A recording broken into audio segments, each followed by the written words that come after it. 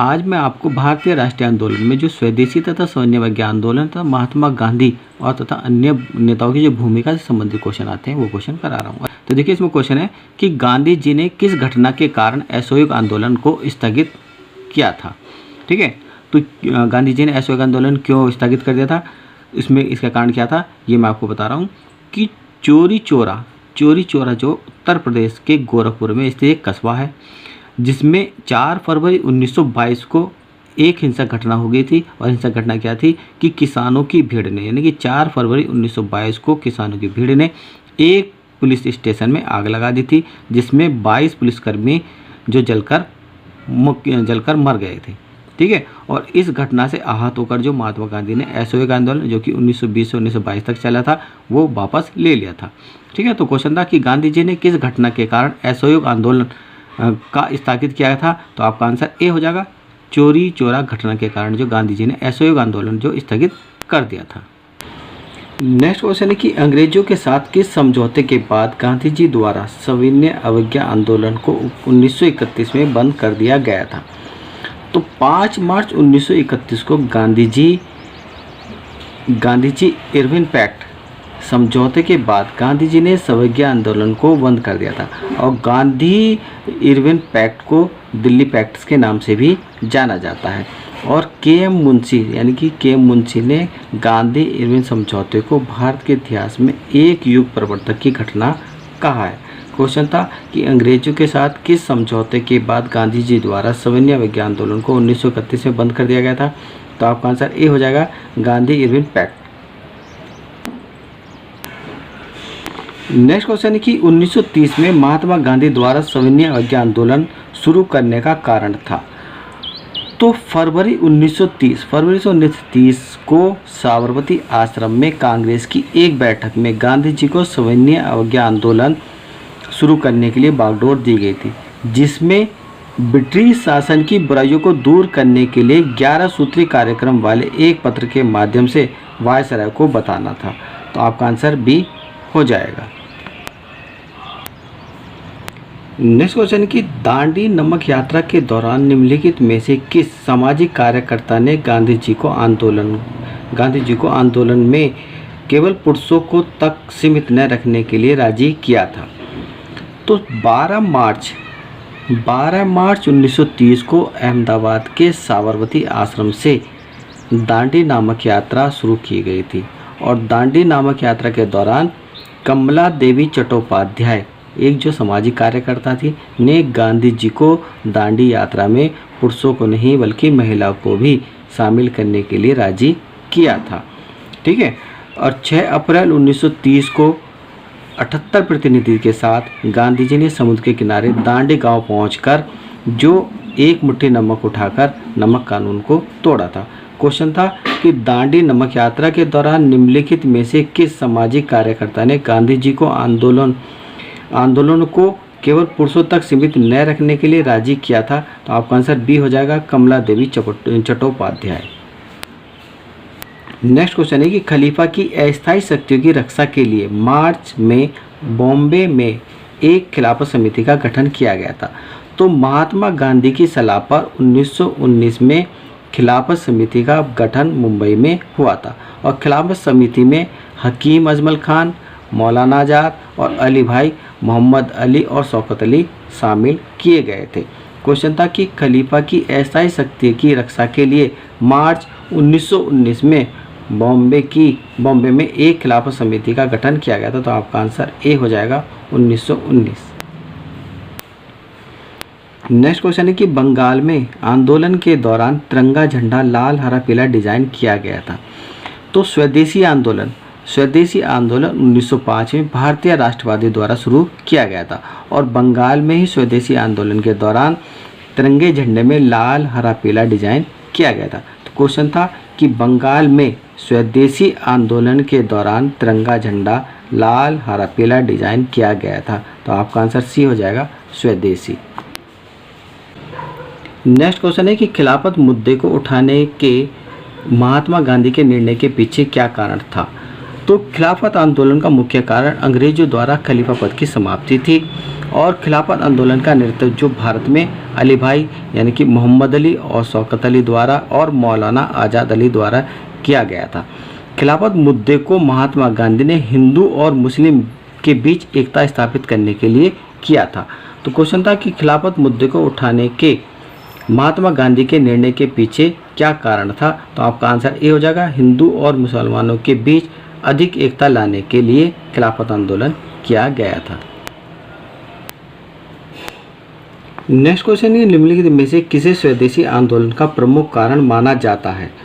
तो अगस्त 1905 में कोलकाता के एक टाउन हॉल में बंगाल विभाजन के निर्णय की वजह से स्वदेशी आंदोलन प्रारंभ किया गया था। तो क्वेश्चन था कि निम्नलिखित में से किसे स्वदेशी आंदोलन का प्रमुख कारण माना जाता है।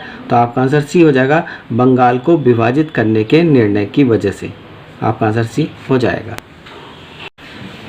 नेक्स्ट क्वेश्चन है कि महात्मा गांधी ने नमक सत्याग्रह कहाँ से शुरू किया था।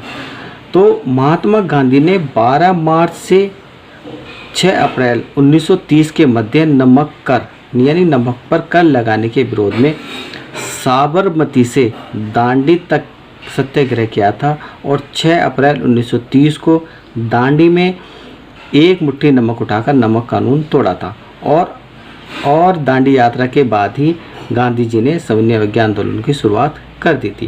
क्वेश्चन था कि महात्मा गांधी ने नमक सत्याग्रह कहाँ शुरू किया था, क्योंकि शुरू की बात हो रही है। तो महात्मा गांधी ने साबरमती से नमक सत्याग्रह शुरू किया था। और अगर क्वेश्चन होता कि महात्मा गांधी ने नमक सत्याग्रह कहाँ समाप्त किया था, तो आपका आंसर दांडी हो जाएगा, क्योंकि क्वेश्चन में कहा गया है कि महात्मा गांधी ने नमक सत्याग्रह कहाँ शुरू किया था। तो आपका आंसर सी साबरमती हो जाएगा। नेक्स्ट क्वेश्चन है कि निम्नलिखित में से महात्मा गांधी का कौन सा सत्याग्रह नील कृषकों की समस्या से जुड़ा है। तो 19वीं सदी के आरंभ में गोरे बागान मालिकों ने किसानों से एक अनुबंध करा लिया था। किसे? गोरे बागान के मालिकों ने किसानों से एक अनुबंध करा लिया था, जिसमें किसानों को अपनी ज़मीन के 3/20 हिस्से में नील की खेती करना अनिवार्य था। कितने हिस्से में? 3/20 हिस्से में जो नील की खेती करना अनिवार्य था। और इस 3/20 हिस्से को ही 3 कटिया पद्धति कहते हैं। परंतु जर्मनी के रासायनिक रंगों के आ जाने के कारण चंपारण के जो किसान थे वो नील की खेती बंद करने के लिए मजबूर हो गए थे। इसलिए राजकुमार शुक्ल जी ने गांधी जी के को चंपारण के में हस्तक्षेप करने के लिए एक आयोग के गठन किया और चंपारण सत्याग्रह का आग्रह किया। तो क्वेश्चन था कि निम्नलिखित में से महात्मा गांधी का कौन सा सत्याग्रह नील कृषकों की समस्या से जुड़ा है। तो आपका आंसर सी हो जाएगा, चंपारण सत्याग्रह नील कृषकों की समस्या से जुड़ा है। नेक्स्ट क्वेश्चन है कि साइमन कमीशन किस वर्ष भारत में प्रथम बार आया था। ठीक है, क्वेश्चन है कि साइमन कमीशन किस वर्ष भारत में प्रथम बार आया था। ठीक है, तो ये ध्यान रखना है, प्रथम बार आया था। तो साइमन कमीशन का जो गठन किया गया था वो 1927 ईस्वी में किया गया था। अगर क्वेश्चन आता है कि साइमन कमीशन का गठन किया गया था तो इसका आंसर 1927 में होगा। तो साइमन कमीशन का गठन 1927 में किया गया था। साइमन कमीशन के जो अध्यक्ष थे वो सर जॉन साइमन थे और इस कमीशन में सभी सदस्य जो ब्रिटिश थे। साइमन कमीशन फरवरी 1928 में भारत आया था। साइमन कमीशन में भारत के सदस्य न होने के कारण जो पूरे देश में साइमन कमीशन के विरोध में हड़ताल और साइमन गो बैक के नारे लगाकर जुलूस निकाला गया था। क्वेश्चन था कि साइमन कमीशन किस वर्ष भारत में प्रथम बार आया था। तो आपका आंसर डी हो जाएगा, 1928 में भारत आया था।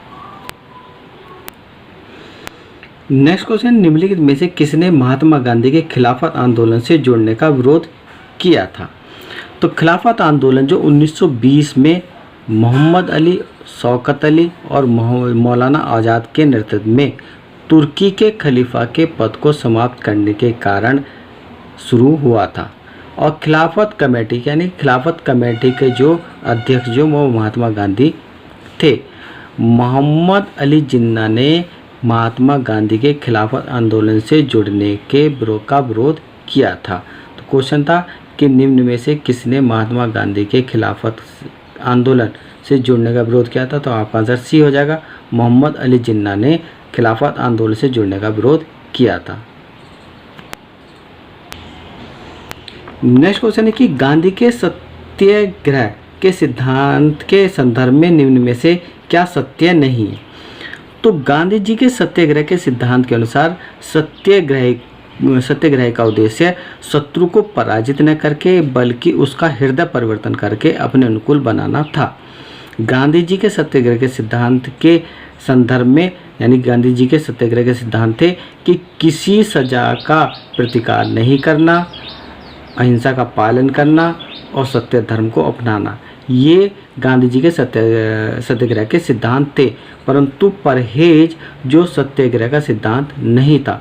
तो इसलिए क्वेश्चन था कि गांधी जी के सत्याग्रह के सिद्धांत के संदर्भ में निम्न में से क्या सत्य नहीं है? तो परहेज आपका आंसर होगा, परहेज सत्य नहीं है। नेक्स्ट क्वेश्चन की पूना समझौता 1932 किनके मध्य एक करार था? तो 24 सितंबर 1932 को डॉक्टर भीमराव अंबेडकर और महात्मा गांधी के मध्य एक समझौता हुआ था जिसे पूना समझौता या पूना पैक्ट कहा जाता है। क्वेश्चन था कि पूना समझौता 1932 किनके मध्य का एक करार था? आपका आंसर ए हो जाएगा, अंबेडकर और गांधी जी के बीच। नेक्स्ट क्वेश्चन कि 1919 में गांधी जी ने के खिलाफ सत्याग्रह का अभियान किया जिस अधिनियम में अभिव्यक्ति की स्वतंत्रता जैसे मौलिक अधिकारों पर अंकुश लगाया और पुलिस शक्तियों को मजबूत किया गया था। तो 19 मार्च 1919 को रॉलेट एक्ट लागू किया गया था और रॉलेट एक्ट में जो है किसी भी संदेह व्यक्ति को बिना मुकदमा चलाए गिरफ्तार किया जा सकता था और इसके विरोध में न कोई वकील, न कोई अपील और न कोई दलील किया जा सकता था।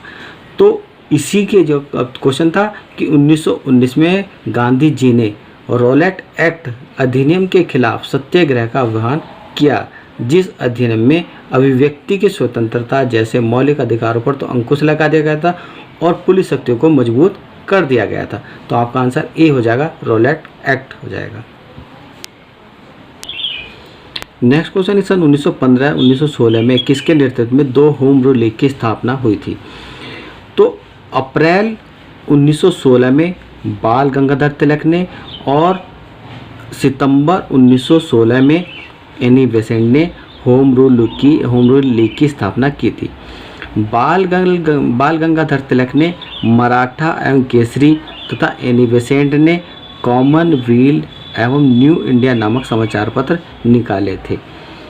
एनी बेसेंट जो 1917 में कांग्रेस की प्रथम महिला अध्यक्ष बनी थी, जबकि बाल गंगाधर तिलक कभी भी कांग्रेस के अध्यक्ष नहीं बने।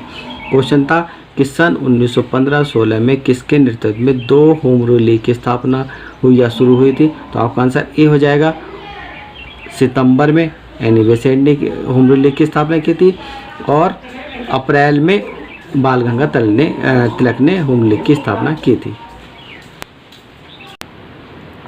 नेक्स्ट क्वेश्चन की ब्रिटिश सरकार ने बंगाल के विभाजन को लागू करने के निर्णय की घोषणा कब की थी?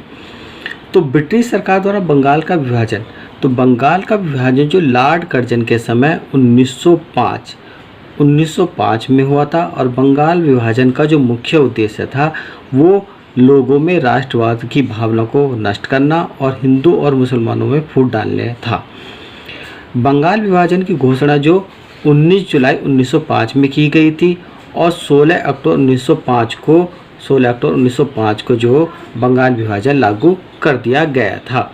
क्वेश्चन था हमारा कि ब्रिटिश सरकार ने बंगाल के विभाजन को लागू करने का निर्णय की घोषणा कब की थी? तो लागू करने की जो घोषणा की थी वो 16 अक्टूबर 1905 को की गई थी। नेक्स्ट क्वेश्चन कि निम्नलिखित में से किसने बंगाल के विभाजन यानी 1905 के विरोध में हुए आंदोलन का नेतृत्व किया था? तो बंगाल का विभाजन 16 अक्टूबर 1905 को लागू हो गया था और 16 अक्टूबर 1905 को ही रविन्द्रनाथ टैगोर ने बंगाल में शोक दिवस और राखी दिवस भी मनाया था और इस आंदोलन का जो नेतृत्व किया था वो सुरेंद्रनाथ बनर्जी ने किया था। तो क्वेश्चन था कि निम्नलिखित में से किसने बंगाल के विभाजन यानी 1905 के विरोध में हुए आंदोलन का नेतृत्व किया था। तो आपका आंसर ए हो जाएगा, सुरेंद्रनाथ बनर्जी ने आंदोलन का नेतृत्व किया था। नेक्स्ट क्वेश्चन है कि महात्मा गांधी दक्षिण अफ्रीका में किस वर्ष पहुंचे थे। तो महात्मा गांधी को सेठ अब्दुल्ला ने एक मुकदमा लड़ने के लिए 1893 में दक्षिण अफ्रीका में बुलाया था। क्वेश्चन था कि महात्मा गांधी दक्षिण अफ्रीका में किस वर्ष में पहुंचे थे। तो आपका आंसर ए हो जाएगा, 1893 में। नेक्स्ट क्वेश्चन है कि 1917 का सत्याग्रह महात्मा गांधी का पहला सत्याग्रह था और भारतीय स्वतंत्रता आंदोलन में एक बड़ा विद्रोह था। तो 19वीं सदी के आरंभ में गोरे बागान मालिकों ने किसानों से एक अनुबंध कर लिया था, जिसमें किसानों को अपनी ज़मीन का 3/20 हिस्से पर नील की खेती करना अनिवार्य कर दिया गया था और इसे ही 3 कठिया पद्धति कहते हैं। परंतु जर्मनी के रासायनिक रंगों के आ जाने के कारण चंपारण के किसान जो है वो नील की खेती करने के लिए बंद करने के लिए मजबूर हो गए थे और इसी किसानों की परेशानी को देखते हुए राजकुमार शुक्ल ने महात्मा गांधी को हस्तक्षेप करने के लिए कहा और चंपारण आंदोलन यानी कि चंपारण सत्याग्रह आंदोलन करने के लिए कहा। क्वेश्चन था कि 1917 का चंपारण सत्याग्रह महात्मा गांधी का पहला सत्याग्रह था और भारतीय स्वतंत्रता आंदोलन में एक बड़ा विद्रोह था। तो आपका आंसर डी हो जाएगा, चंपारण सत्याग्रह। नेक्स्ट क्वेश्चन कि महात्मा गांधी के लिए भारतीय मानवता की एकता, इसकी आर्थिक स्वतंत्रता और समानता का प्रतीक था। तो महात्मा गांधी यानी 1920 के दशक में गांवों को आत्मनिर्भरता बनाने के लिए महात्मा गांधी ने खादी के प्रचार प्रसार पर बहुत जोर दिया था। तो क्वेश्चन था कि महात्मा गांधी के लिए खादी भारतीय मानवता की एकता, इसकी आर्थिक स्वतंत्रता और समानता का प्रतीक था। तो आपका आंसर ए हो जाएगा, खादी। नेक्स्ट क्वेश्चन है इनमें से कौन सा महात्मा गांधी का आर्थिक विचार नहीं है। तो महात्मा गांधी गैर हिंसक अर्थव्यवस्था, विकेंद्रीकरण, कुटीर उद्योग और गांवों या गांव के सर्वोदय का पुनर्जन्म के समर्थक थे। गांधी जी का कहते थे कि मशीनों के अधिक प्रयोग से मनुष्य आलसी हो जाता है। तो क्वेश्चन था कि निम्नलिखित में से यानी इनमें से कौन सा महात्मा गांधी का आर्थिक विचार नहीं है। तो आपका आंसर सी हो जाएगा कि मशीनरी और नवीनतम तकनीक का अधिकतम प्रयोग से मनुष्य जो आलसी हो जाता है। तो आपका आंसर सी हो जाएगा। नेक्स्ट क्वेश्चन है कि असहयोग आंदोलन कब वापस ले लिया गया था। देखिए क्वेश्चन देखिए कितनी बार एग्जाम में आपका हुआ और मोस्ट क्वेश्चन है आपका। तो 4 फरवरी 1922 को उत्तर प्रदेश के गोरख जिले में चोरी घटना में कुछ किसानों की भीड़ ने पुलिस चौकी में आग लगा दी थी, जिसमें 22 पुलिसकर्मी जलकर मर गए थे और इस घटना से विचलित होकर ही 4 फरवरी 1922 को महात्मा गांधी ने असहयोग आंदोलन वापस ले लिया था और असहयोग आंदोलन जो 1 अगस्त 1920 को प्रारंभ हुआ था और 4 फरवरी 1922 को वापस ले लिया गया था। तो क्वेश्चन था असहयोग आंदोलन कब वापस ले लिया गया था। तो आपका आंसर ए हो जाएगा, 4 फरवरी 1922 को। नेक्स्ट क्वेश्चन है कि सविनय अवज्ञा आंदोलन की शुरुआत के पहले वायसराय को गांधी जी का 11 सूत्री चेतावनी दिया गया था। इन चेतावनी के संदर्भ में क्या सही है।